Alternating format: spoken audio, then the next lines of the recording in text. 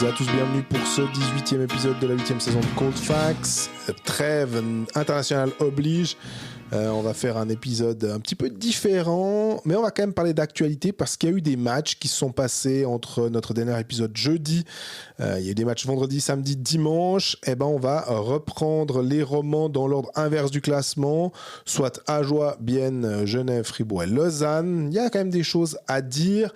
Première moitié d'émission et puis deuxième partie, les Cold Facts Awards.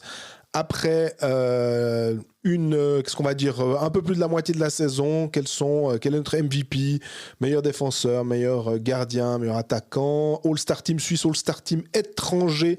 Si vous aimez, si vous n'aimez pas, ben vous nous le faites savoir, vous nous dites via nos réseaux sociaux. On sera très content d'avoir vos opinions.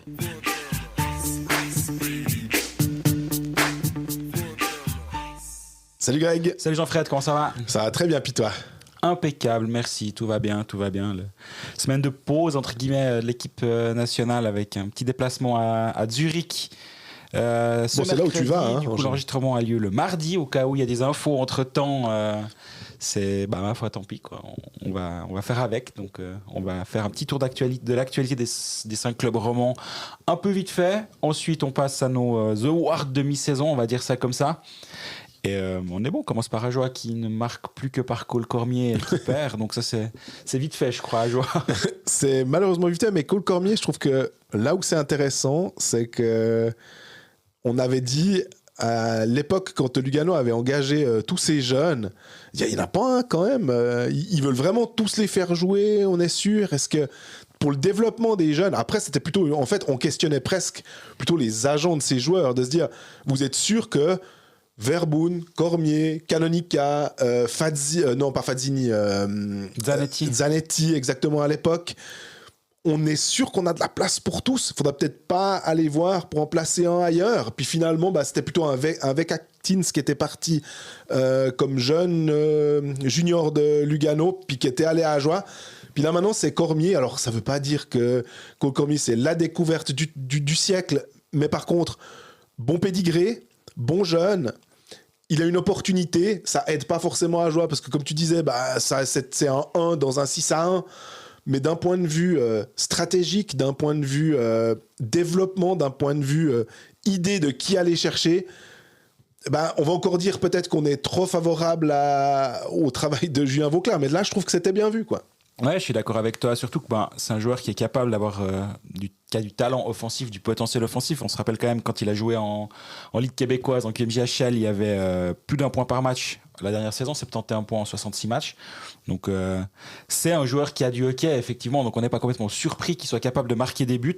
Maintenant, c'est vrai que du côté d'Ajoie, on en parlait un petit peu sur le plateau des Pécalistes, donc désolé pour ceux qui écoutent les deux, mais finalement le constat est le même sur ce match, surtout contre Fribourg, vendredi.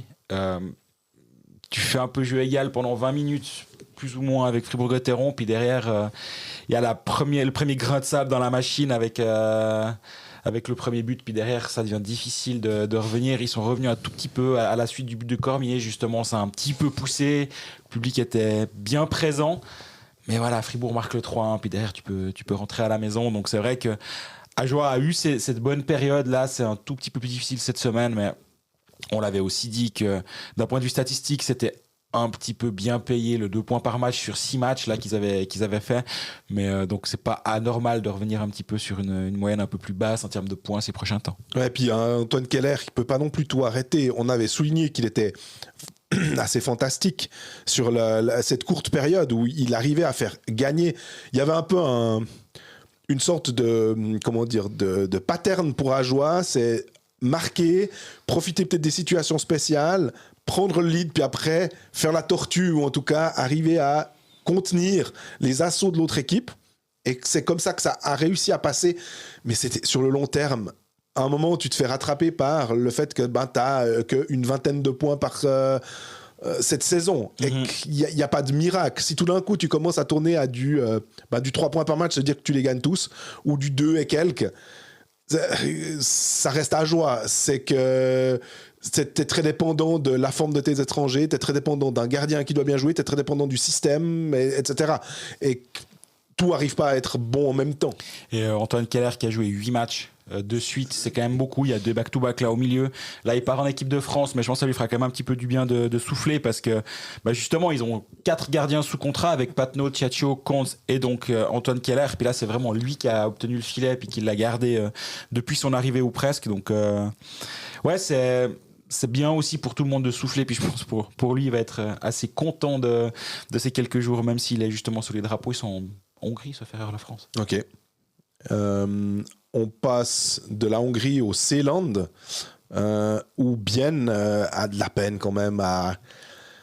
On se pose la question finalement, est-ce que Finlander, là, est-ce que c'est encore l'homme de la situation? On a l'impression que il manque quelque chose. C'est...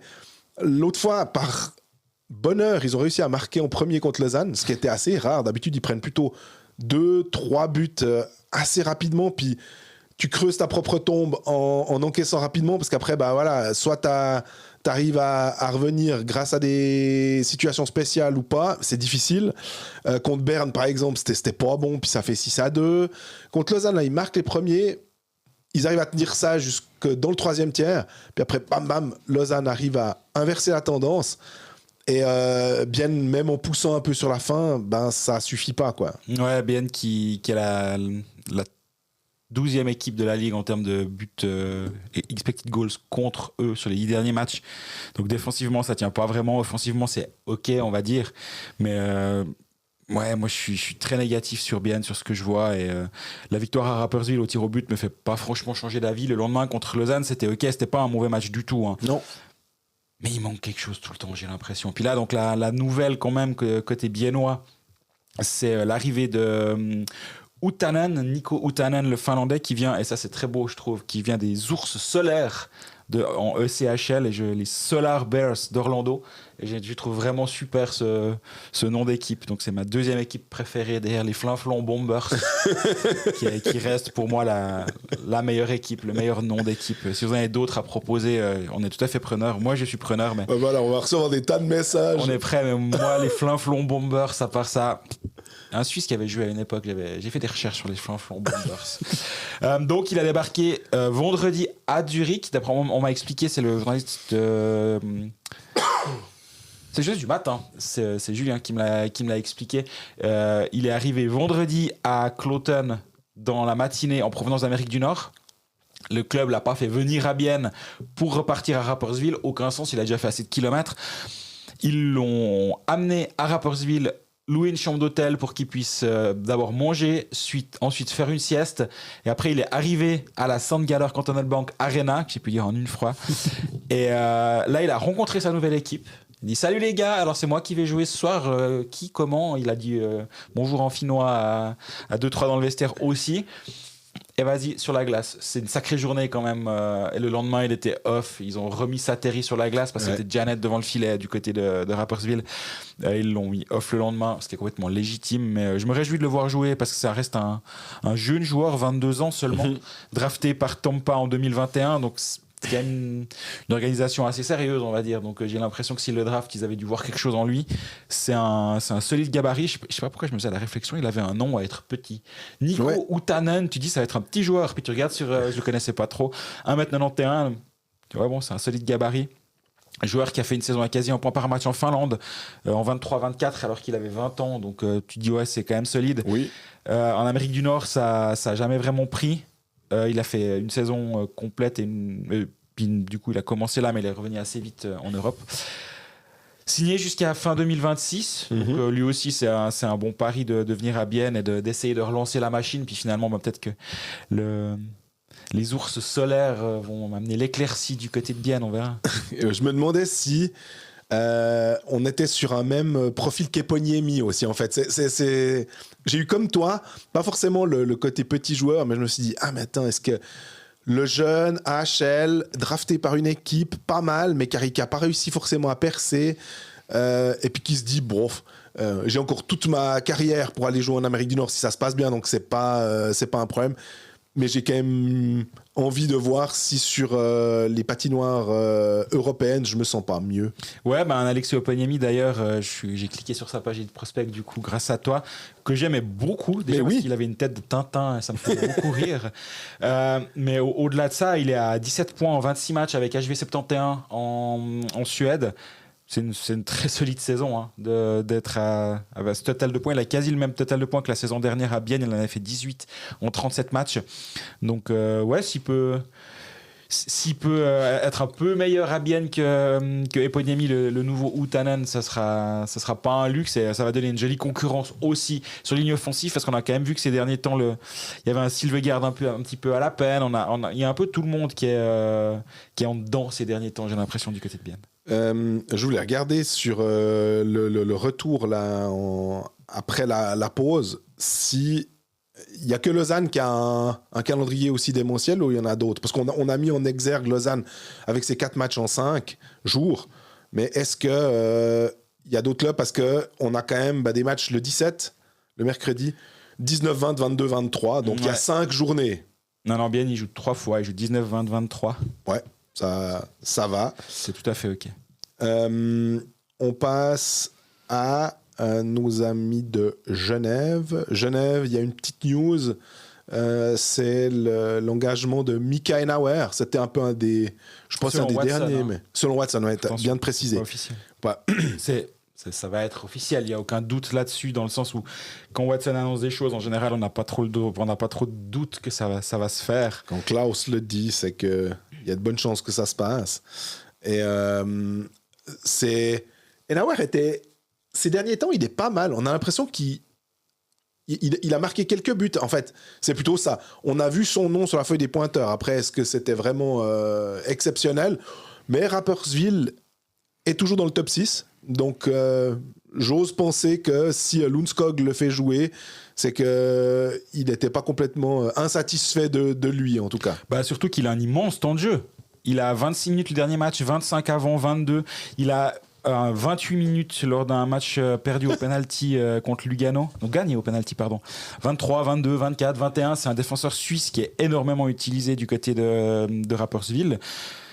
J'ai toujours été un petit peu sur ma faim avec Mika Henauer. Mais parce que tu avais beaucoup d'attentes, je pense, comme moi. Absolument. Quand il débarque assez tôt du côté de Berne, en étant international M18, après il arrive à Berne dans les juniors. Enfin, de Berne, il va à Langenthal, faire quelques matchs. Ensuite, il débarque à Berne en U20. Il fait le mondial M20 tout en étant à Berne. Tu dis, ouais, lui, il va être peut-être pas mal. Puis il a un peu plafonné. Il fait 2 saisons, 17-18 points. Et après, il s'est pris un mur et Berne lui a plus vraiment fait confiance. Il est parti à Cloton, ça n'a jamais explosé. Il est parti à Rapperswil maintenant 2 saisons. C'était pas forcément optimal en début de saison, mais si tu regardes ses statistiques avancées actuellement, c'est le meilleur défenseur de Rapperswil en termes d'expected goal. Quand il est sur la glace, il y a 55,77% d'expected goal en faveur de Rapperswil, donc c'est vraiment bien. Il a même joué 2 matchs avec Bâle. Hein. Ouais. Et quand il est sur la glace, c'est le meilleur défenseur. Rapperswil est excellent quand il est sur la glace aussi en termes d'expected goal. Donc, c'est quand même un projet, on va dire, de le faire venir parce que ça reste un défenseur qui aura 26 ans en débarquant à Genève. Il a encore une marge, mais il a quand même un peu plafonné ces derniers temps. Et offensivement, est-ce qu'il est un peu en train de trouver son rythme actuellement? Et effectivement, il va un petit peu mieux depuis quelques semaines. Là, ces derniers temps, il a quand même enchaîné les points. Il a ses 7 points, il les a fait depuis le 14 novembre. Avant, il avait un 0 pointé. Ouais, du coup, c'est vraiment... Il est en ce moment, il est sur un chouette trend. Puis 28 minutes pour un défenseur suisse. Honnêtement, c'est quoi? C'est Bedzina? Parce que moi, c'est le premier nom qui me vient pour 28 minutes. Alors, il y a une prolongation, hein, je crois, donc sur 65. Mais ce qui est intéressant dans sa saison, c'est qu'avant d'être envoyé à Bâle, justement, comme tu le disais, mais je pense qu'il s'est blessé parce qu'il reconditionné. Il joue pas entre le 27 septembre et le 12 octobre. Donc là, je pense qu'il a manqué quelques matchs. Et donc à Bâle, il joue plus de 25 minutes, mais quand il revient à Rapperswil, il joue 10, 9, 10, 13, 16, 15, 16, 17. Et après, depuis le 21 novembre, donc c'est vraiment très frais, il a passé la barre des 20 minutes, puis il n'est plus jamais repassé en dessous. Donc là, il y a vraiment eu un step en termes de temps de jeu. Je pense que c'est aussi lié aux blessures, parce que Julius Onka est blessé, parce que Lawrence Pilot est blessé. Donc il profite de la situation aussi. 10 tirs cadrés contre Fribourg-Gotteron la semaine passée à Fribourg. L'arroseur automatique, parce qu'il n'a pas marqué. À part ça, ce qui est assez dingue, c'est dans le cadre d'un contrat, une année de contrat, où peut-être qu'à Rapperswil, je suppose que Lundskog devait savoir qu'il allait sûrement pas rester, mais de quand même lui faire confiance malgré tout. Ou alors il était en discussion. Ou alors il était en discussion. Pour moi, c'est plutôt dans ce sens-là. Et puis maintenant... Ça vient de se décider, je pense. Et on verra la suite de l'évolution de son temps de jeu, si certains jeunes joueurs vont peut-être prendre plus de temps de glace. En même temps, le but d'un coach, c'est quoi ? Ça va être de gagner des matchs. Il me semble aussi. Et il va remplacer Tim Berni finalement à Genève. Il va remplacer Berni et Schneller. Oui, c'est juste. Il a de quoi faire, le Michael Nauer. Eh ben, en parlant de Schneller... Je te fais des belles transitions. Ouais, ça permet quand même de juste mentionner cette charge contre Marco Pedretti lors du match contre Ajoie, que nous n'avons pas trouvé très belle. C'est le moins qu'on puisse dire, le fait qu'il soit à 1 mètre de la bande.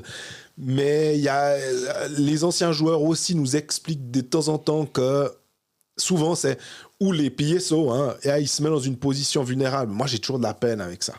Ouais, surtout là, quand tu parles avec des anciens joueurs, typiquement Geoffrey Vauclair sur le plateau des Podcalistes, même lui il dit ouais, non, là, elle est vilaine.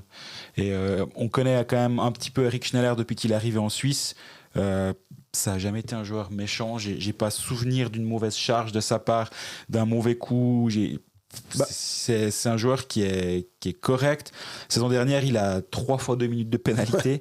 Là, il n'en avait pas eu avant cette pénalité de match. Donc, tu t'attends pas de sa part à ça. Et alors après, on va pas blâmer Fischer de vouloir se lever pour Yannick Fischer, évidemment, pour défendre son copain Pedretti qui vient de se prendre la charge. Maintenant, tu vois que Schneller, il veut directement aller s'excuser et voir comment on va. Il se prend Fischer sur le dos et il se fait tabasser par Fischer. Après, là aussi, il faudra qu'on en parle. On n'en a pas parlé du côté d'Ajoie, d'ailleurs. C'est une petite erreur de notre part. Mais... tu vois qu'il est tout désolé et je pense que là si on lui parle il doit se dire mais mon Dieu c'est vraiment horrible ce que j'ai fait et je pense qu'il va être suspendu et pour moi logiquement il devrait être assez sévèrement suspendu mais à aucun moment tu vois une préméditation ou justement son historique va parler en sa faveur et Genève va sûrement dire regardez c'est sa 2e saison en National League, il a eu 3 pénalités en presque 50 ou 60 matchs. C'est un gentil joueur, donc ma foi, il doit être puni. C'est pas parce que t'as pas d'historique que t'as un droit à une erreur dans ta carrière. C'est pas du tout ça. Non. Par contre, ça va pas être alourdi par son passé, on va dire. C'est Basile Sansonance aussi qui nous disait, comme il le connaît des juniors, il disait mais c'est pas un méchant. Alors. Des fois, je pense que Herzog, c'est pas un méchant, mais il y a eu des fautes. Certains joueurs, on peut se dire que c'était pas des méchants, mais ils avaient quand même tendance à jouer assez dur. Hors de la glace, ils étaient adorables, mais sur la glace, ton interview de Valentin Pilet, quand j'enfile mon casque, je suis un autre homme, et il n'y a aucun problème avec ça, mais... Valentin Pilet, on sait qu'il peut être un peu plus rugueux, qu'il y a des chances qu'effectivement son style de jeu puisse amener à une faute. Schneller, on découvrait, c'était pas pour le mettre au pilori. J'ai trouvé aussi que lui qui a pas l'antécédent par rapport à un Tim Boson qui fait cette faute sur Barandoun. Barandoun qui a pas rejoué. Voilà, qui a pas rejoué avec le genou. C'était un petit peu... le contexte est quand même différent. Il y a pas ce côté revanchard que Boson a eu sur ce coup-là. Ouais, Barandoun qui a pas joué, mais apparemment il a plutôt une tomate sur le genou, mais quand tu le vois sortir, tu dis peut-être que ça peut être beaucoup plus sérieux que ça. Donc au moins ça, mais il a pas joué. Je pense qu'ils l'ont laissé. Ça lui donne une dizaine de jours avec la pause de l'équipe nationale de repos. Boson qui a été, du coup, on l'a appris, mais est-ce qu'on le savait déjà au moment on avait déjà parlé, ouais. On avait parlé de la charge, mais je ne savais pas si on avait déjà la sanction. Mais oui, parce qu'on avait l'ouverture et donc il est suspendu pour 2 matchs, donc il sera de retour sur la glace au retour de la pause internationale, où il n'est d'ailleurs pas dans l'équipe de France, si je me rappelle bien, Timothée. Genève qui joue 3 matchs aussi. Il y a un back-to-back. réception des Tigers, déplacement à Bienne, 19-20. Et puis le 23, où il y a tout le monde qui joue, c'est le Servette Lausanne, où je serai présent. Ah, moi je sais pas encore, mais effectivement, Kevin Bozon est sélectionné, mais Tim Bozon ne l'est pas. Ouais. Et là, je pense qu'on ne révèle aucun secret d'État en disant que je suis pas persuadé que le courant était vraiment... c'était pas le beau fixe entre Yorick Trey et Tim Bozon depuis un peu toujours visiblement, et le fait qu'il soit pas sélectionné là, je trouve ça assez rigolo de comprendre ça dans la dynamique de leur relation, où il était l'année passée au mondial en Suède, oui, avec l'équipe de France, ils ont eu la relégation.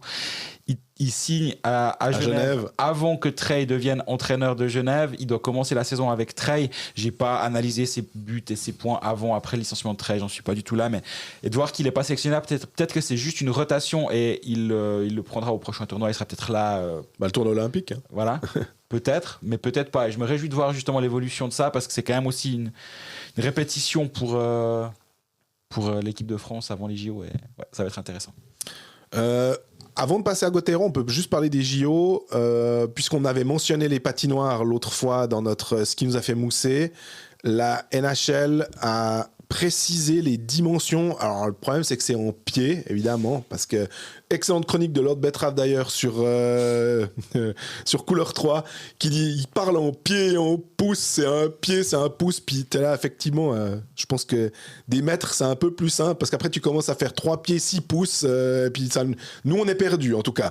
Donc, ouais, c'est plus simple, ça dépend de quel côté tu te places. Ouais, mais en mètres là-bas. Bien sûr, mais disons que c'est comme les kilomètres/heure. Bref, on a une patinoire qui est légèrement plus petite.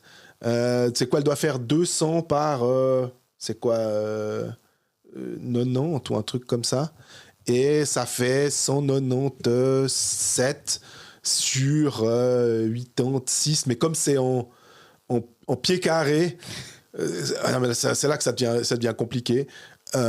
Finalement, il manque pas trop, mais la NHL a dit, nous, ce qui nous intéresse, ce qui nous inquiète, c'est pas forcément les dimensions, c'est plutôt la qualité de la glace. Voilà. Donc, mais effectivement, en plus, on a reçu des messages de gens qui nous ont forwardé des choses de RDS ou d'autres médias canadiens qui précisaient ça, mais je l'ai aussi vu sur mon fil Twitter, comme quoi, effectivement, la NHL, là, il y avait les vraies dimensions de la patinoire. Et c'est quand même assez spécial de ne pas arriver à faire juste la dimension de base. Et là, les gens se disaient qu'il y avait un problème de conversion. Justement parce que les pieds, les mètres, les trucs, ouais, alors nous, vous êtes gentils, mais dites-nous combien ça fait en mètres, puis on le fera, quoi. Donc, il y a d'abord ça. Et puis, Fribourg-Gotteron, la dernière image qu'on a de Fribourg-Gotteron, c'est une magnifique victoire contre Davos. C'était un peu le match au sommet de dimanche, un match à 14h.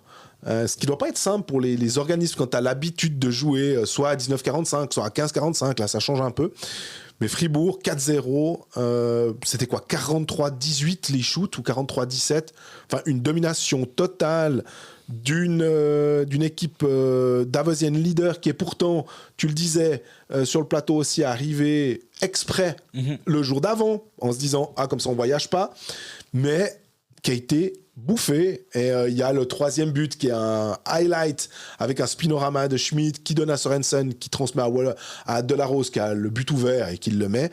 Mais au-delà de ça, c'était vraiment une performance aboutie sur 3 tiers finalement. Ouais, ce but, c'est un peu les Perol Globetrotters sur la glace avec Schmidt, Sorensen et Delarose. À part ça, effectivement, il y a ça, c'était le highlight, comme tu l'as dit. Mais sinon, c'est vrai que c'est une performance très aboutie de Fribourg-Gotteron et qui contraste quand même pas mal avec ce qu'on avait vu mercredi passé contre Rapperswil. Et même contre Ajoie un peu. Ajoie pendant un tiers, c'était pas ouf. Derrière, ça a déroulé, mais c'était un match tout à fait correct, mais pas fantastique. Par contre, ouais, le match de dimanche était très impressionnant de la part de Fribourg. Sans Valmark. C'est ça aussi. Sans Valmark, Calo qui est toujours en train de se mettre dans le rythme. Et j'aime bien parce qu'il y a un joueur assez. Il a un petit gabarit, mais il est quand même assez physique. Il va quand même au contact. Mais il joue ses 10-12 minutes. Là, il aura une semaine complète pour se mettre dans le rythme et pour justement enchaîner les entraînements. Et je pense qu'après la pause, si Valmark est toujours pas là, et visiblement, ça a l'air de traîner un tout petit peu cette histoire, mais j'ai pas de nouvelles fraîches. Mais s'il est pas là au retour de la pause, Valmark, Calo pourra enchaîner encore un petit peu plus. Donc ouais, c'est une belle prestation de Fribourg-Gotteron qui a quand même, là on disait la semaine passée justement que chaque fois qu'il pouvait créer une séparation avec la 7e place et donc sortir un tout petit peu de la gonfle de cette lutte pour le top 6 du coup qui qualifie directement pour les playoffs, chaque fois, ils faisaient un petit saut en arrière et ils n'arrivaient jamais à faire le pas vers l'avant. Et là, les 2 victoires consécutives. Alors certes, Fribourg a 32 matchs, Lugano derrière en a 30, Zug et Zurich sous la barre en ont 31 et 29. Zug, à part ça, qui a que 29 matchs. Pour ceux qui ont encore des transferts à Hockey Manager, c'est intéressant de se dire qu'ils vont jouer encore 23 matchs alors que Lausanne va en jouer peut-être 21. Ou d'autres qui en ont déjà 32, 20. Exactement. Donc c'est pas inintéressant à y penser. Mais Fribourg-Gotteron qui a 59 points, comme Lausanne, un match en plus. Et 10 points d'avance sur Zurich. Mine de rien, ça fait quand même un petit écart qui est... C'est peut-être pas serein quand t'as Zurich qui chasse, mais il n'y a pas que Zurich. Ça veut dire il faut que Rapperswil, Genève, Lugano et Zurich passent devant Fribourg pour que Fribourg sorte du top 7. Et dans le lot, il y a Rapperswil, et sinon ça veut dire qu'après tu dois aller chercher Zug. Et là, il commence à y avoir une douzaine de points. J'ai dit les matchs en retard, donc ça va aussi avoir un impact sur la suite de la saison. Oui, mais peut-être que les matchs en retard, c'est qu'ils les ont peut-être à un moment de la saison, un peu comme Lausanne a eu au début. Puis tout d'un coup, tu te retrouves à avoir plus de matchs à jouer, donc tu peux pas économiser tes forces.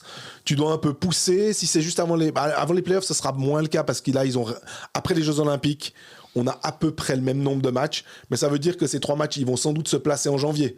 Et que donc Zug aura sûrement un mois de janvier, il y aura un peu les matchs de décembre. Mais... Ouais, Zug qui joue 3 fois à la maison sur les 4 du mois de décembre. Et Fribourg qui joue 4 fois avant la Coupe Spengler et après qui va monter à Davos pour la Coupe Spengler. Donc c'est une fin d'année chargée. À jouer à la maison, à Ambry, Zurich à la maison, à Cloton. Donc c'est pas non plus le calendrier le plus difficile qui soit. Non. Surtout que les Fribourg-Zurich, en général, Fribourg a réussi assez bien contre Zurich. Sinon après tu joues à jouer à Ambry et Cloton. Donc fin d'année qui peut leur permettre justement de consolider cette place dans le top 3 qu'elle a à l'heure actuellement. Juste au-dessus techniquement, mais à égalité de points, on a donc Lausanne, qui est notre dernier club roman qu'on passe en revue là avant de faire nos awards.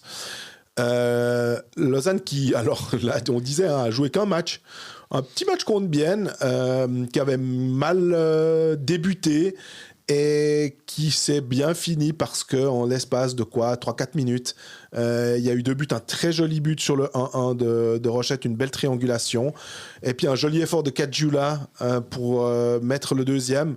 Certains auraient préféré un petit 3-1 dans la cage vide, sans doute, au niveau des paris, peut-être. Mais ça fait... bon match de Pache aussi. Et je dis pas de bêtises, c'était bien Kevin Pache qui était devant le filet. Et Lausanne avec 2 gardiens qui tiennent la route, avec une défense qui monte en puissance malheureusement, et c'est vrai qu'on aurait pu aussi le mentionner à la fois pour Bienne avec Niklas Blessing, à la fois pour Fribourg avec Ludwig Johnson et Lausanne avec Basile Sansonance. C'est des joueurs en moins, et c'est pas le gars qui est 7e défenseur que tu fais gentiment monter. Non, c'est des gens maintenant qui ont leur place dans le top 6, voire même des fois un peu mieux, et qu'il va falloir compenser en fait. D'autres vont devoir prendre endosser le rôle, mais c'est assez sympa de voir aussi que c'est ça avec ces jeunes, c'est qu'on voit une progression. Le Ludwig Johnson, alors c'était plus flagrant l'année passée, mais peut-être pour un Basile Sansonance qui dispute vraiment sa première saison dans l'élite, mois de septembre, ok, mois de novembre, mois de décembre, ça commence. On voit pourquoi il a été drafté, on voit pourquoi des clubs s'intéressent à lui, et on se dit, ok, c'est même chose, Blessing, lui aussi, il commence un petit peu à venir plus fort. J'avais l'impression que Johnson, il s'était il avait éclos un poil avant. Mais il va falloir faire sans ces joueurs pour les clubs. Ouais, tu rajoutes aussi Yann Schwander du côté de Bienne et Nolan Catin, qui sont aussi dans le cadre élargi, en tout cas. C'est vrai que pour Bienne, en plus, c'est pas forcément une immense nouvelle d'avoir ces jeunes, parce qu'ils ont des rôles. Lausanne, petite info que j'ai sortie lundi soir, a engagé pour 2 saisons, selon mes infos, ça n'a pas été confirmé par le club actuellement, Stéphane Rueckseger, qui joue actuellement du côté de Chaux-de-Fonds. Première réaction que tu pourrais avoir, c'est de dire ouais, mais qu'est-ce qu'ils vont chercher un joueur de Ligue B, de Swiss League. C'est vrai que c'est un engagement où tu dis ouais, on est sûr de ça. Puis en même temps, c'est un joueur qui est monté à Lausanne, enfin, du coup, vu qu'il est à Chaux-de-Fonds, il est monté de ligue, mais il est descendu à Lausanne. Enfin, bref, on va s'en sortir. Il a joué à Lausanne la saison dernière durant les playoffs. Il avait fait des minutes tout à fait correctes, même en finale des playoffs. Donc, il a joué sur le plus haut niveau de National League la saison dernière. C'est un joueur qui est habitué à marquer des points en bas. Je pense du côté de Lausanne, il va avoir un rôle de 4e ligne. Il devra amener de la taille avec son 1m88 et ses 91 kg. C'est un joueur qui est robuste. Donc, je pense que son rôle va être différent que celui qu'il a du côté de Chaux-de-Fonds actuellement. Puis en même temps, c'est un joueur c'est un peu sa dernière chance. Il a dû l'accepter. Je pense bien que il y a pire que d'accepter d'aller chez le double finaliste comme dernière chance, on va dire. Ouais. Mais c'est vrai que si tu as cette opportunité-là à son âge, après avoir quand même pas mal passé de temps en Swiss League. Au début, c'était un junior de Langnau qui est arrivé dans l'élite, qui était très talentueux aussi. Et on s'était dit, lui, il pourrait être pas mal. Il avait joué un mondial M18. Et après, il a complètement... il a jamais été capable de franchir ce step vers la National League avec un rôle offensif. Ouais. Et c'est devenu un joueur offensif en Swiss League. Est-ce qu'il est capable de jouer justement sur une quatrième ligne avec un rôle un peu plus défensif et un peu plus énergique et pas seulement technique, on va dire, parce que il a des bonnes mains. À voir, mais j'ai tendance à faire confiance au scouting de John Foust, surtout qu'ils l'ont eu quelques semaines à la maison pour voir comment il travaillait, pour voir comment il était, etc. Donc, je suis pas en train de me dire que c'est une mauvaise idée, en tout cas pas. C'est pas une mauvaise idée. Après, je pense aussi que financièrement, sans connaître les termes du contrat, mais tu dois pas quand même le payer trop cher. Justement, tu perds un Prassel que tu...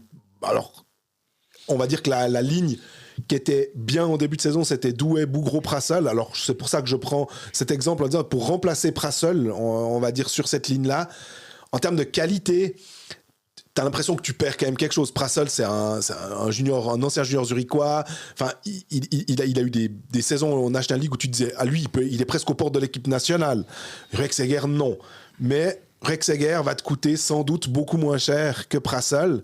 Et finalement, pour un rôle, est-ce qu'il va se jeter sur les pucks? Est-ce qu'il va aller gratter les pucks? Et pourquoi pas, grâce à cette touche offensive qu'il a retrouvée en Ligue B, enfin en Swiss League, être capable tout d'un coup de te marquer un 2 goals, finalement, c'est exactement ce que tu veux d'une 4e ligne.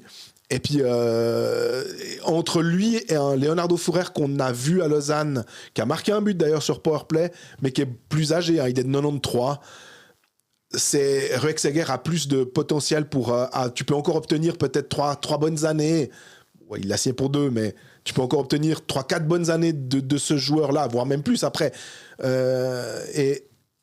Mais c'est pas une signature. Je pense bien que les fans lausannois doivent pas se dire « Waouh, génial, super !» Mais ça prouve bien aussi que le marché, soit tu as des petites idées, soit tu prends peut-être un gars qui veut rentrer d'Amérique du Nord, qui a joué chez les jeunes. Mais si tu veux un gars qui a un tout petit peu d'expérience, il y a plus grand monde. Ouais, actuellement, c'est un peu Herzog et Künzle les derniers.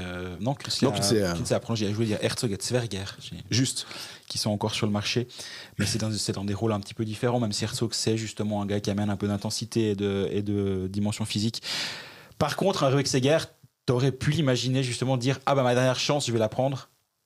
À joie. Voilà, ouais. Vous voyez tout le monde là-bas. Mais typiquement, j'aurais plus compris ce choix-là de sa part. Si tu veux, justement, si tu penses pouvoir retrouver un rôle plus offensif, comme on en a parlé avec Cole Cormier tout à l'heure. Par contre, de jouer à Lausanne, t'es dans un club ambitieux, tu vas avoir un rôle très précis. J'imagine que John Foust lui a expliqué très clairement ce qu'il allait attendre de lui. Donc, je je pense que ce serait une histoire à suivre, en tout cas pour Lausanne la saison prochaine. Juste sur Zwerger, quelqu'un nous a envoyé un message pour nous dire, on parlait, on se disait, ah tiens, on faisait une connexion avec Offer à Bienne, en se disant, ah bah tiens, ça peut être un joueur que Martin Steinegger va courtiser parce que, et tout. Puis quelqu'un nous a fait un message en disant, je suis pas sûr que soit le grand amour entre Offer et Zwerger, une histoire peut-être en équipe d'Autriche. J'avoue qu'alors là, on n'en sait pas plus, mais c'est totalement possible. Donc, je voulais juste transmettre cette information. Lausanne qui du coup est en pleine forme actuellement, même si, comme on disait déjà la semaine passée, hein, mais les bonnes équipes trouvent un moyen de gagner des matchs, même quand elles jouent pas forcément très bien ou quand elles sont dans un mauvais soir. Ben là, c'est 5 de suite, 5 matchs, 15 points depuis quelques semaines. Ça roule vraiment bien. Il y avait eu ce petit creux, on en a déjà parlé plusieurs fois. Là, actuellement, c'est vraiment en train de bien fonctionner. Il y a plus que 12 points de retard sur Davos, mine de rien, et un match en moins. À une vingtaine de matchs de la fin de saison, ça risque quand même d'être un petit peu compliqué, mais Davos actuellement c'est un tout petit peu plus compliqué. Ils enchaînent moins qu'au début de saison, et en même temps on l'a suffisamment dit à ce micro que le début de saison était hors norme pour le HC Davos, donc c'est pas anormal. Mais Lausanne qui revient quand même gentiment sur la tête du classement, et il y aura bientôt moins d'écart avec la tête qu'avec la 7e place. Ça fait longtemps que ça n'a pas été le cas, mais c'est bientôt le cas.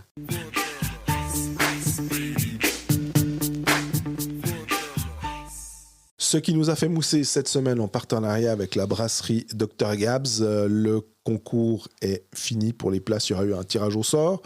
Vous serez informés. On a décidé de parler de nouveau de l'équipe nationale, mais plutôt de la sélection.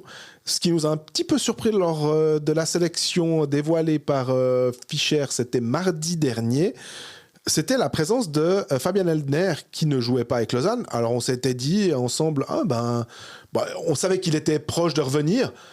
Et puis finalement, là, on apprend que il y a des Nachnominationen, comme on va dire. Et puis, Eldner est pas là. Puis il y a David Ebischer qui vient, je crois. Et Chervet qui est pas là. Et puis là, finalement, c'est Senteler qui est pas là. Mais c'est pour parce qu'ils sont blessés, ça arrive. Mais surtout, il a pris des joueurs qui étaient un peu sur le ballon. Malguin ne jouait pas quand il l'a sélectionné. On s'est dit, est-ce qu'il sera là ? Et puis Eldner, c'est vraiment la grande surprise. Ouais, je suis un peu surpris par ça aussi. Comme toi, quand on a vu son nom, on n'a pas très bien compris. Assez rapidement, tu dis, mais ce qui est quand même surprenant, moi, Malguin, ça me dérangeait un petit peu moins, dans le sens où il était des fois sur le line-up, il était des fois plus, voilà.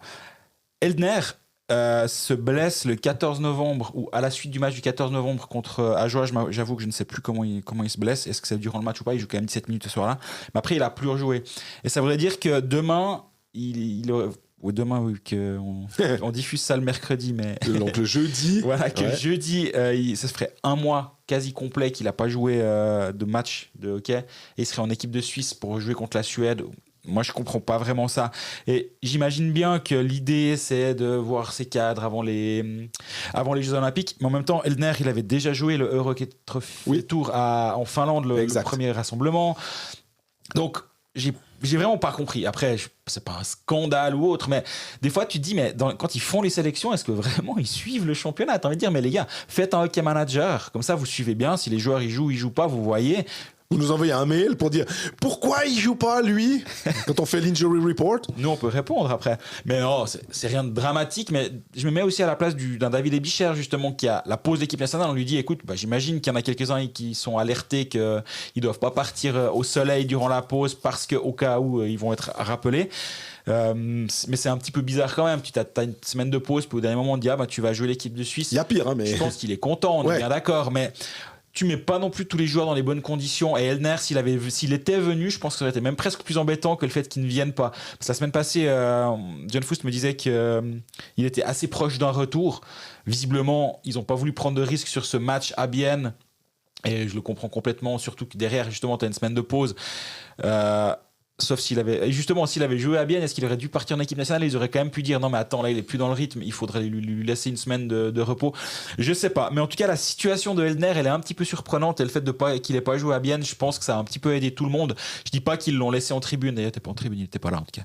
Je dis pas qu'ils l'ont laissé en tribune ou à la maison pour pas qu'il ait une équipe de Suisse, c'est pas du tout ce que je suis en train de dire. Mais le fait qu'il n'ait pas pu jouer à Bienne, à mon avis, ça a simplifié la situation pour le joueur, pour l'équipe de Suisse. Puis finalement, je pense que pour Patrick Fischer aussi, comme ça, il n'a pas besoin de devoir manager un joueur blessé pendant la semaine ou de retour de blessure et avoir des gars en santé et en pleine forme sous les drapeaux.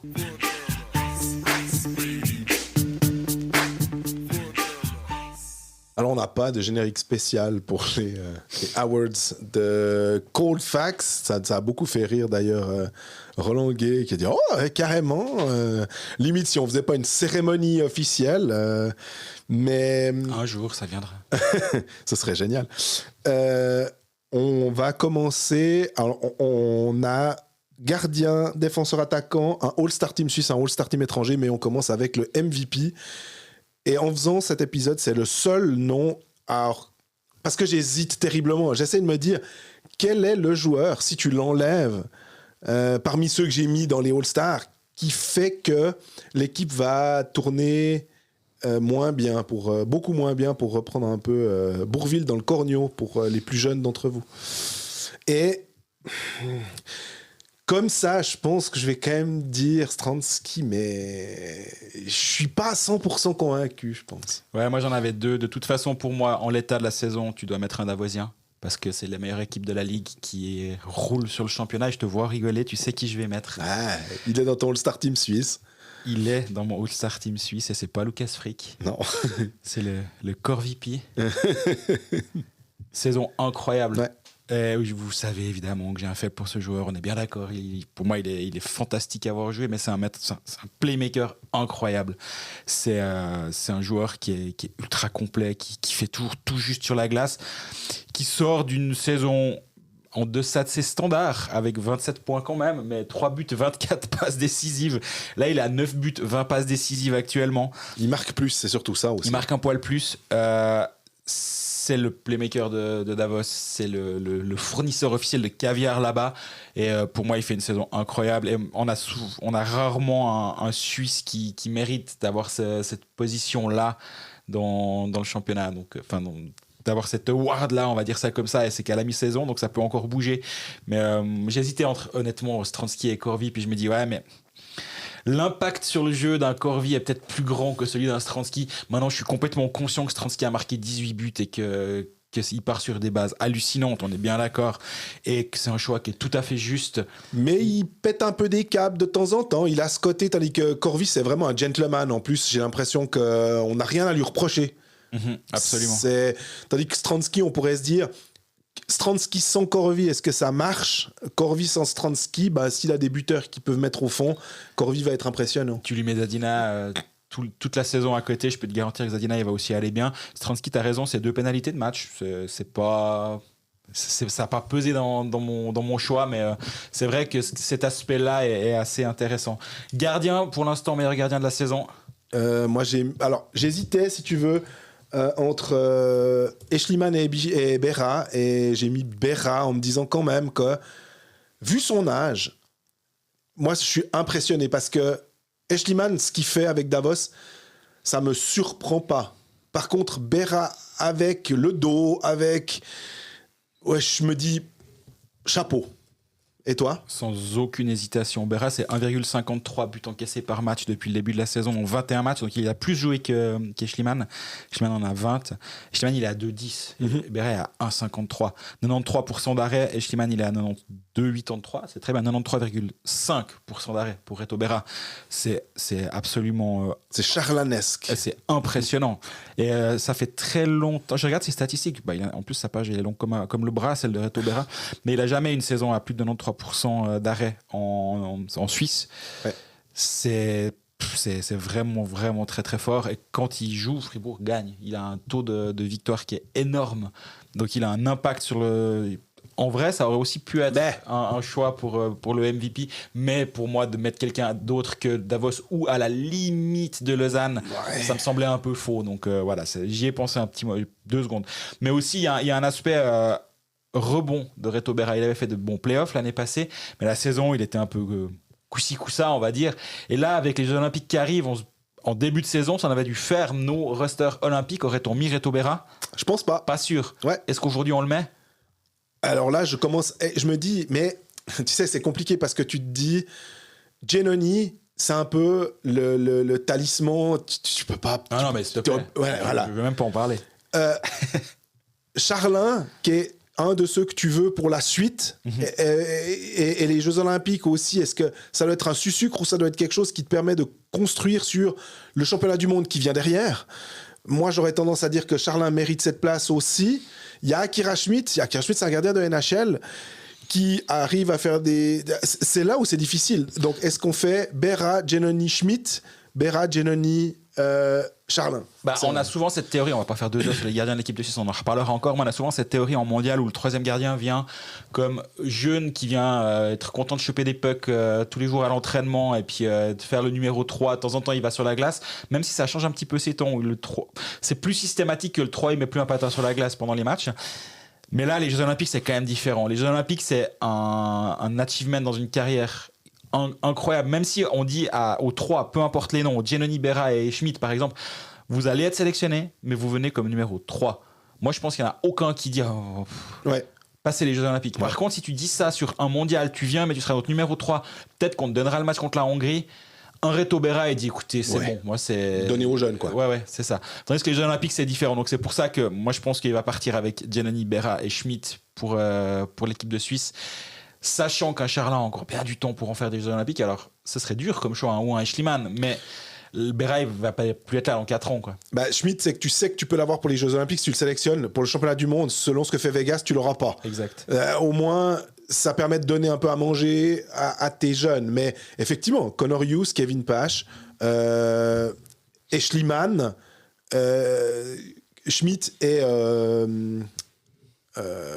Charlin, t'as 5 jeunes gardiens, ou en tout cas, bons gardiens, il n'y a pas de problème. Bon, on a fini avec gardien, défenseur, honnêtement. Ouais, on va pas faire très long. Ouais. Eric Brännström de mon côté, je pense que ça doit être Eric Brännström de ton côté. Faut pas faire le farfelu puis commencer à vouloir dire ouais, mais j'ai regardé les statistiques avancées de Lucas Capaul du côté de Rapperswil.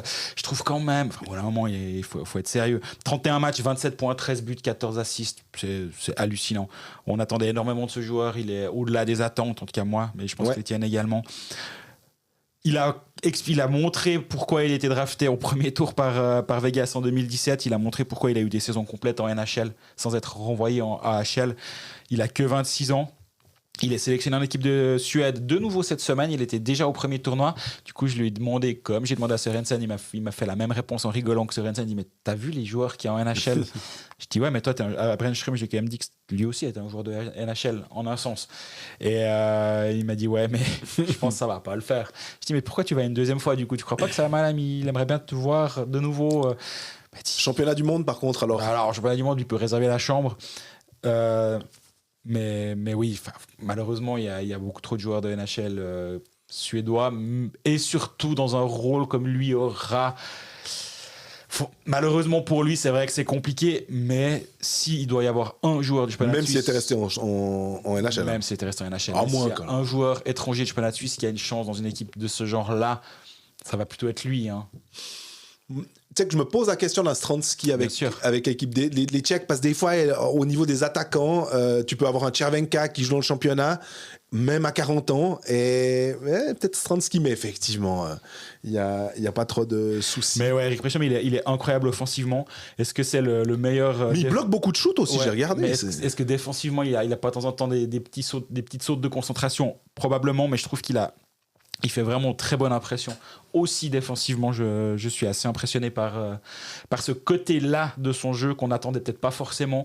Et j'ai ironisé une fois là-dessus dans un épisode, mais en même temps, quand tu es toujours derrière la cage adverse avec le puck, ton gardien, il est assez safe en fait. Donc la meilleure défense, c'est l'attaque. Et du coup, Brännström, je crois qu'il l'a assez bien compris.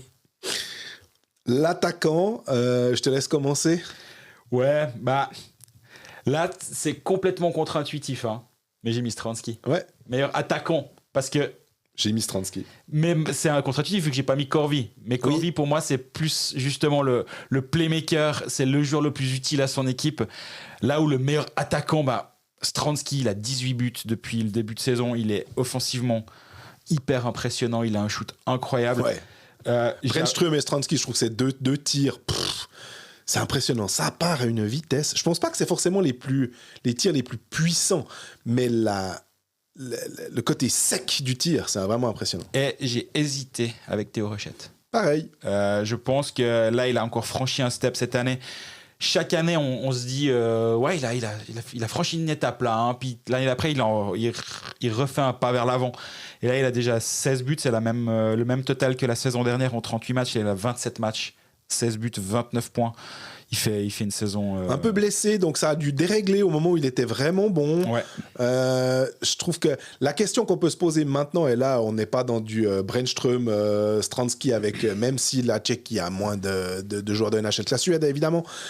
Rochette, là aussi, est-ce qu'on le prend en équipe nationale? Il va aller à Zurich. Ça va être très intéressant. Pour lui, sur quelle ligne il va jouer, quel va être son rôle, en se disant... Parce que honnêtement, le mettre sur une 3e ou 4e ligne face à des joueurs de NHL, simplement dans le jeu défensif, et je peux dire de la même chose de Malgin, centre à partir de 3-4. J'ai aucun problème avec Gaëtan Haas, centre de 3-4. Ouais. C'est pour ça que je prends Calvin Turkov, centre de 3-4, j'ai aucun problème. Si Malgin, tu me dis, je le mets en centre de 3-4, je suis là, on est sûr de ça, défensivement.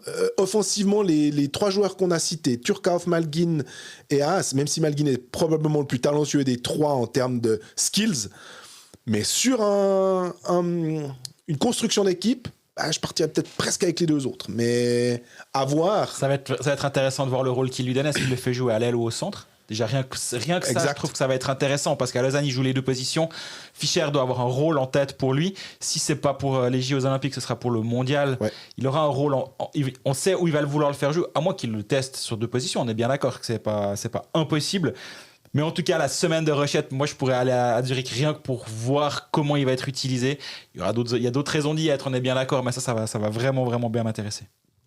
On commence avec le All-Star Team. Qu'est-ce qu'on fait? Le All-Star Team des Suisses? Mais oui, on va pas faire des heures. Non, parce qu'il y a quand même une certaine redondance avec les joueurs dont on a déjà parlé. On va pas refaire, comme tu dis, 3 heures. Moi, le meilleur gardien suisse, voilà. Si c'est le meilleur gardien Berra, meilleur gardien suisse, c'est Berra. J'ai hésité effectivement avec Eschliman. Je vais pas le répéter. Par contre, là aussi, je pense que premier nom que j'ai couché sur la feuille en défenseur suisse, j'aurais pas pensé en début de saison. Mais là, c'était Lucas Paul. Le prénom est juste, mais Lucas Frick, je crois qu'on a tous été quand même surpris. Pas de se dire, ah ouais, Lucas Frick, finalement, il est bon. Non, mais Lucas Frick de Lausanne, qui n'a pas besoin d'avoir ce rôle-là parce que tu as des défenseurs étrangers, et Lucas Frick à Davos, où finalement... Jan Alston et Josh Holden se disent t'inquiète, c'est bon, on n'a pas besoin d'un défenseur étranger numéro 1, on a Lucas Frick, il peut prendre ce rôle. Il l'a plutôt bien pris, quoi. Peut-être aussi parce que t'as Corvi, que t'as besoin d'un gars qui distribue le puck. C'est pas un blue liner typique. Dominique Egli qui va arriver, désolé pour Lucas Frick, mais il le sait très bien que Dominique Egli est plus la pierre angulaire de ton power play. Mm-hmm. Mais le côté rendre service de manière plus qu'utile de Lucas Frick, c'est ça qui fait que c'est le meilleur défenseur suisse à l'heure actuelle, même pas seulement au niveau des points, mais pour ce côté un peu couteau suisse finalement, dans l'équipe qui, tu disais aussi, a dominé ce début de championnat. Oui, absolument. J'ai essayé, alors il y a une exception, dans mes 2 teams, mais j'ai quand même essayé de mettre des joueurs qui sont dans des équipes qui ont du succès. Et Davos, difficile de dire qu'ils n'ont pas de succès depuis le début de saison. J'ai une exception aussi comme toi. C'est drôle même, je pense. Frick, c'est quand même un joueur qui a une saison à 28 points à Lausanne, mais c'était la saison où il y avait Gernat défenseur, et il était justement ce défenseur très offensif. Et après, il y a eu graduellement les étrangers qui sont arrivés. Donc, il y a eu 2 étrangers, il y a eu des Joe Spilett, il y a eu des joueurs qui ont pris plus d'envergure offensivement à Lausanne que lui. Du coup, sa production s'est passée de 28, 17, 13, 9. Et là, il est à 24 points en 32 matchs. Il a plus de points maintenant que sur les 2 dernières saisons complètes. Sur les 98 derniers matchs avec Lausanne, en saison régulière, il avait 22 points. En 32 matchs, il en a 24. C'est extraordinaire. Il a un rôle, il est bon sur le powerplay, il est solide défensivement. On sait que c'est un joueur qui est très bon en équipe de Suisse. Il est régulier en équipe de Suisse. Et je pense que Jan Alston n'est pas surpris. À mon avis, il savait très bien ce qu'il faisait à ce moment-là en le faisant venir. Et Bah, c'est lui qui l'avait fait venir à Lausanne. C'est là où je veux en venir. C'est lui qui le fait venir à Lausanne et c'est lui qui le voit évoluer à Lausanne et dit non, mais là, ce qui se passe, les dernières saisons à Lausanne, il était très bien. Il a eu du succès avec Lausanne. Il a fait 2 finales, mais il a un upside offensif encore à son âge parce que mine de rien, il a 31 ans maintenant. Ouais. Il a un upside offensif encore et si ça peut devenir mon défenseur entre guillemets étranger et que je peux avoir un Dalbec comme pierre angulaire d'une défense très solide et 5 attaquants étrangers, là tu peux commencer à avoir des attaquants genre un Asplund qui sont hyper précieux et t'as pas besoin d'avoir tu dois pas avoir 2 défenseurs étrangers et donc tu peux modeler ton attaque un peu différemment. Donc Frick il offre beaucoup d'options à Jay Sheldon. Par contre, alors, là où j'ai eu le plus de soucis, c'est sur le 2e défenseur suisse. Ce qui est finalement un vrai constat aussi pour Patrick Fischer. Exact. Je trouve, de se dire, bon mais attends, Ouah. Romain Leffel a été blessé, bon on peut pas le mettre. Du coup j'ai mis, alors, puis après j'étais là, non, je pense que le premier nom qui me vient, j'ai mis Barandoun en rigolant parce qu'il a un très bon... normalement, ici, on n'est pas sur le plus-minus. Mais ça m'a fait rire de voir à quel point il était au-dessus des autres. Donc, je me suis dit, quand il est sur la glace, Davos doit encaisser peu. Dionisio, mais là aussi, ça n'a pas tellement de sens parce que Bien ne va pas bien. Et j'en suis arrivé à Fora, finalement, en me disant Pour faire la paire, Frick Fora. Oui, au-delà de ça, franchement, je prenais toutes les équipes. Je me disais, Fribourg, Ludwig Johnson, comme défenseur suisse, Glauser, ouais, mais il était blessé. Glauser, Leffel ont été blessés. Sinon, c'est clair que c'est des joueurs qu'on envisage. Koukan, super défensivement sans doute, mais Zurich a un peu de peine. Et puis, il lui manque un peu ce côté offensif. Juste quelques points de plus. Il n'a pas besoin d'en mettre 50, mais juste un peu plus. Donc, ouais, je suis arrivé au constat que Fora me semblait être le truc le moins illogique. Peut-être pas le plus logique, mais le moins illogique. Et toi ? Moi, j'en suis arrivé à un choix qui va peut-être te surprendre, Simon Lecoultre. Ok. Parce que Genève est défensivement des fois catastrophique, mais a quand même une identité défensive qui est ok.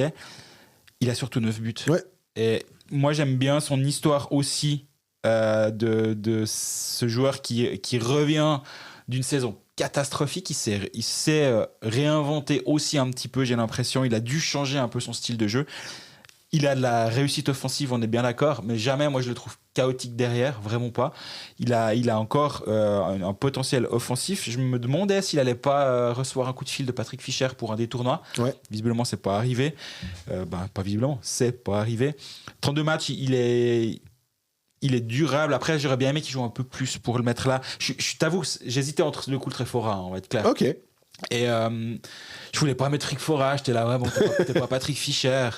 Donc je me suis dit, tiens, mettons en avant ça.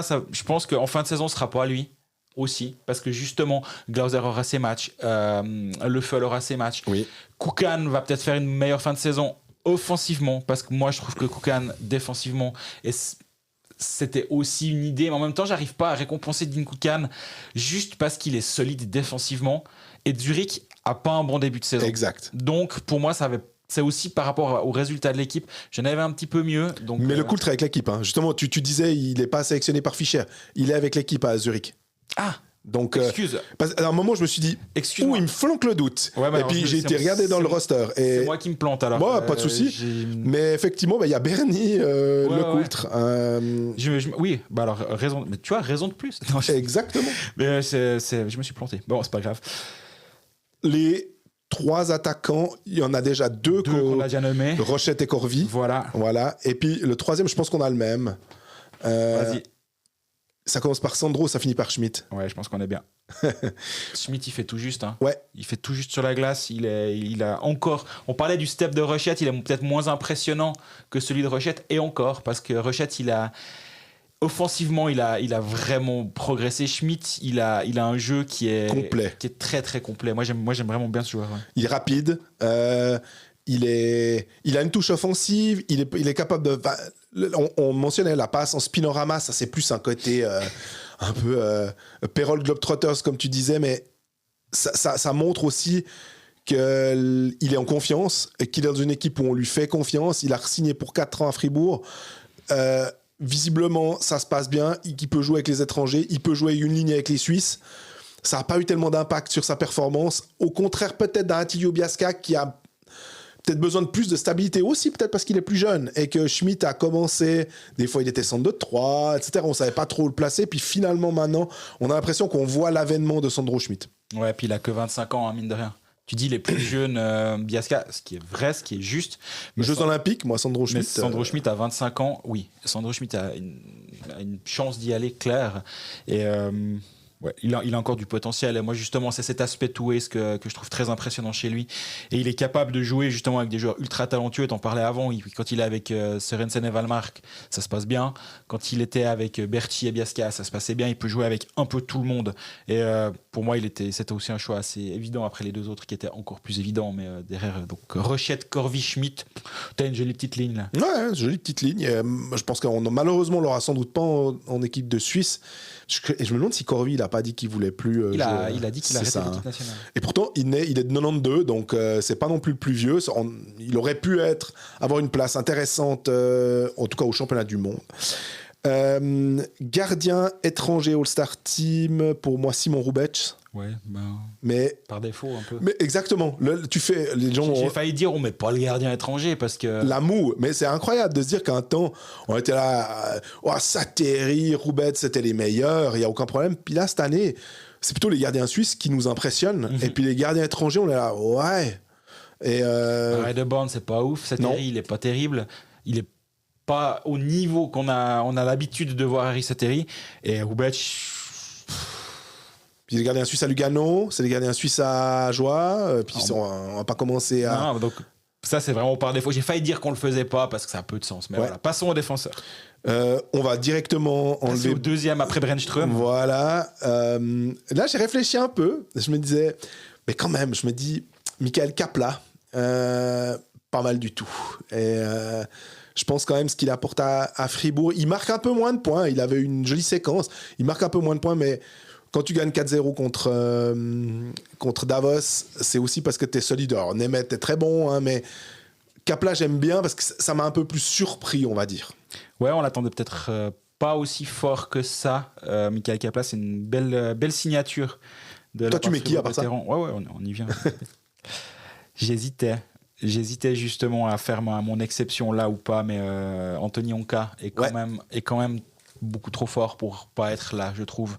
Et c'est mon exception justement, Roubec mis à part, parce que ça c'est par défaut, mais c'est mon joueur qui est pas dans une équipe à succès et qui est tellement fort qu'il mérite sa place ici. Je pense que quand tu vas voir un match d'Ajoie, tu peux payer ton billet juste parce qu'il y a Anthony Onka qui sera sur la glace. Il a 22 points, il est à 31 matchs, 22 points. Défensivement, il est impliqué. Offensivement, il est ultra fort. Il est excitant à voir jouer. Et c'est pour ça que je l'ai mis là. Mais Kapla, c'est un très bon choix. J'ai même hésité à mettre Jacob Larsson, que j'aime bien aussi, qui a un gros temps de jeu du côté de Rapperswil, qui a un impact offensif, qui est défensivement bon. Enfin, ça aurait pu être mon choix. Là, j'ai hésité entre 2-3, mais je me dis, on est aussi un podcast roman, donc allons du côté d'Ajoie faire un tour. Et puis, nos 3 attaquants, Stransky, on en a parlé, puis je pense qu'évidemment, tu l'as mis aussi, hein. Oui, voilà. Bien sûr. Et les 2 derniers, alors moi, c'est là où j'ai mon joueur d'un club plutôt du bas. Ouais. C'est André Peterson. Mm-hmm. Parce que je suis vachement impressionné par sa capacité à 35 ans quand même à envoyer des pétards et à aider Langnau. D'ailleurs, dans les défenseurs étrangers, on aurait pu aussi peut-être citer un Santu Kinnunen qui avait pas le même rôle à Langnau qu'il avait à Zurich, qu'il a beaucoup plus de responsabilités à Langnau. Et on se dit, ah tiens, il est aussi capable de le faire, comme quoi l'environnement, ça a un impact assez intéressant, comme avec Lucas Frick. Et puis mon autre attaquant étranger, j'ai un peu galéré, parce qu'il y a pléthore de joueurs, hein, mais j'ai mis Sanford. Parce que ça, Lugano... T'es dans le moment présent, là, alors. Parce qu'en ce moment, il est vraiment, vraiment bon, je suis d'accord, ouais. Et il est vraiment bon. Il a re-signé au bon moment, on va dire. Il a été prolongé, plus exactement, de 2 saisons. Et c'était aussi un peu pour mettre en avant Lugano, parce que j'arrivais pas à trouver un autre joueur comme ça à mettre pour souligner que Lugano est quand même dans le top 6. Ouais, c'est intéressant. Tu vois, je suis surpris par tes choix, parce que j'en ai 2 autres avec Stransky. Moi, j'ai mis Tcharnik. J'ai hésité. Parce qu'il est vraiment au niveau qu'on attendait de lui. Il n'a pas énormément de réussite offensive. pas autant que l'année passée en termes de buts marqués, par contre d'impact sur le jeu, je trouve qu'il est impressionnant. Il est rapide, il est dans la deuxième meilleure attaque du championnat quand même, derrière Davos qui est sur une autre planète. J'ai failli mettre 2 Davosiens, mais Zadina est trop irrégulier. Enfin, non, il est assez régulier, mais il est pas au même niveau que les autres. Ouais. Et il fait son point, et puis voilà, c'est très bien pour Hockey Manager, pour ceux qui l'ont. Et mais Tchernik, pour moi, voilà, il est arrivé quand même, faut quand même se souvenir. Si on avait fait un épisode de Colfax au moment de la signature d'Austin Tchernik qui débarque de AHL, on se serait dit ah ouais, pas dit grand chose. Puis au bout de 2 mois à Berne, tu dis ouais ok, puis Lausanne a eu le fin nez d'aller le chercher là-bas. Moi je trouve qu'il est offensivement hyper impressionnant. Et oui, vas-y. Le meilleur exemple pour Tchernik, c'était on a une ligue.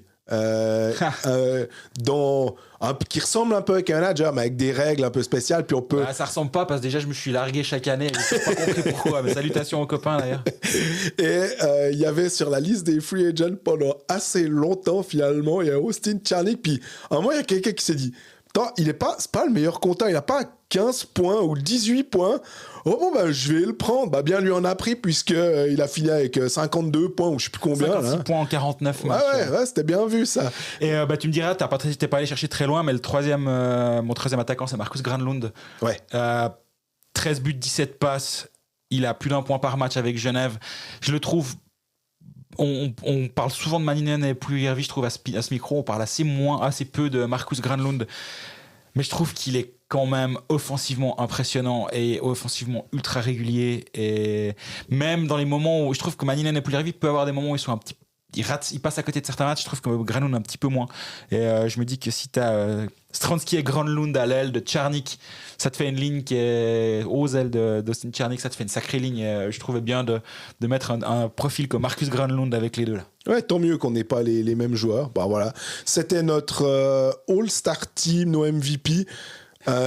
Merci de nous envoyer à la rigueur si vous êtes d'accord. Si on a oublié quelqu'un. Puis vous motivez aussi en disant non, moi j'aime bien lui parce que je comprends que vous ayez mis celui-là, mais ça serait pas mal. Puis comme ça, on pourra peut-être en parler dans le prochain épisode, juste de dire le service après-vente. Ouais. C'est pas Omar et Fred, c'est Greg et Jean-Fred, voilà. C'est ça.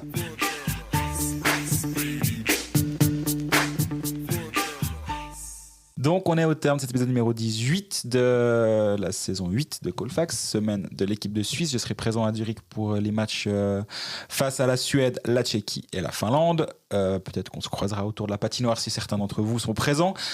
D'ici la semaine prochaine, on est présent sur les réseaux pour le service après-vente justement de notre épisode du jour. S'il y a des objections, on les reçoit avec plaisir. On est présent sur tous les réseaux sociaux, sur Facebook, sur Twitter, sur Instagram. Et suivez-nous sur Spotify, sur YouTube, sur Apple Podcast, un petit peu partout. Le plus simple étant Spotify quand même, j'ai l'impression, parce que comme ça tu peux avoir les petites notifications quand l'épisode sort. Plus de 2800. Plus de 2800 abonnés, donc ça c'est vraiment cool, ça augmente bien, l'audience on nous demande souvent un peu... ça marche bien.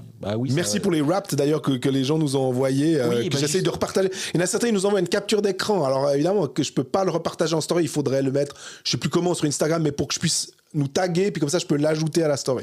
Exactement, et ça se passe, c'est cool, on voit qu'on gagne encore de l'audience et je pense que c'est grâce à vous et au bouche à oreille qu'on a droit grâce à vous, donc merci beaucoup et à la semaine prochaine. À bientôt.